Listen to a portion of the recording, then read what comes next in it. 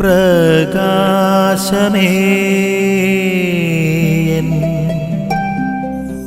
മിഴി തുറക്കുക വേഗം.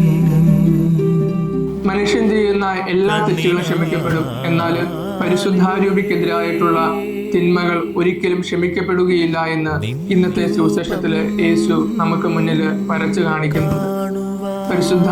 പരിശുദ്ധാരൂപിക്കെതിരായിട്ടുള്ള തിന്മ എന്താണ്? അത് മറ്റൊന്നുമല്ല, പരിശുദ്ധാത്മാവ് യേശുവിനെ കുറിച്ച് നൽകുന്ന സാക്ഷ്യത്തിന് നേരെ പുറംതിരിഞ്ഞു നിൽക്കുക എന്നുള്ളതാണ്. നമ്മുടെ ഹൃദയങ്ങള് പരിശുദ്ധാത്മാവ് നമുക്ക് മുന്നിൽ വെളിപ്പെടുത്തുന്ന വിശ്വാസ സത്യങ്ങളെ ഉൾക്കൊള്ളുവാനാവാത്ത വിധം കഠിനമാണ് എങ്കിൽ അവിടെ നമ്മുടെ രക്ഷയുടെ ഭാഗത്തിൽ നിന്ന് മാറി നടക്കുന്നുവെന്ന് ഇന്നത്തെ സുവിശേഷം നമുക്ക് മുന്നിൽ വരച്ച് കാണിക്കുന്നുണ്ട്. ഫറവോ അവന്റെ ഹൃദയം കഠിനമാക്കി. ദൈവം അവന് മുമ്പിൽ വെച്ച് നീട്ടിയ അടയാളങ്ങളുടെ പൊരുൾ ഉൾക്കൊള്ളുവാനായിട്ട് സാധിച്ചില്ല.